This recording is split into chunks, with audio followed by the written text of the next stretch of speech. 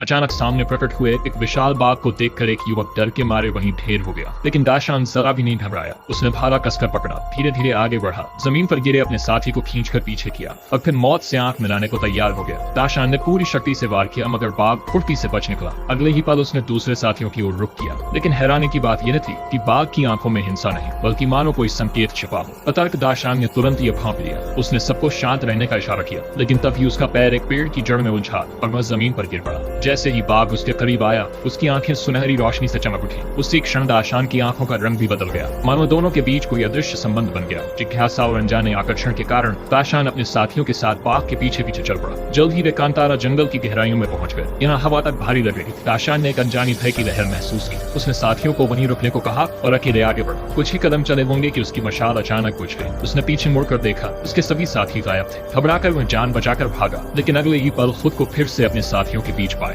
यह असंभव था, फिर भी सच। इस बार दाशान दो साथियों को लेकर आगे बढ़ा और वही सब दोहराया गया। मशाल बुझी, साथी गायब हुए, कानों को चीर देने वाली आवाज गूंजी और वह फिर उसी जगह लौट आया। अब दाशान समझ गया था कि यह कोई साधारण जंगल नहीं है। उसने चारों ओर ध्यान से देखा, तभी उसकी नजर एक पेड़ पर लटके बंदर पर पड़ी। बिना एक पल गंवाए उसने रस्सी का भाला फेंका। बंदर नीचे गिर पड़ा और उसके साथ ही एक एक करके कई बंदर गिरने लगे। अचानक जंगल का रहस्य टूट गया। वह अजीब शक्ति खत्म हो चुकी थी, यानी उन्हें बहुमूल्य औषधियां और जड़ी बूटियां भी मिली। तभी खुशी खुशी उन्हें इकट्ठा करने लगे, बिल्कुल अनजान की मौत उन पर नजर गड़ाए बैठी है, क्योंकि इसी जंगल में रहता था एक निर्दयी और खूनी कबीला। घुसपैठ की खबर मिलते ही कबीले के सरदार ने अपने सबसे खतरनाक योद्धाओं को भेज दिया। जड़ी बूटियां चुनते हुए अचानक एक साथी पर हमला हुआ। कब चौकन्ने हो गए। दूर देखा तो कई सायों जैसे मानव आकार खड़े थे। अब दाशान ने इंतजार नहीं किया, उसने अपने लोगों को लेकर सीधा हमला कर दिया। शुरुआत में दाशान का पलड़ा भारी रहा, लेकिन तभी जंगल से छोटे छोटे बंदरों का सैलाब उमड़ पड़ा। पल भर में ही हालात पलट गए। दाशान को पकड़ लिया गया और रस्सियों से हवा में लटकाया।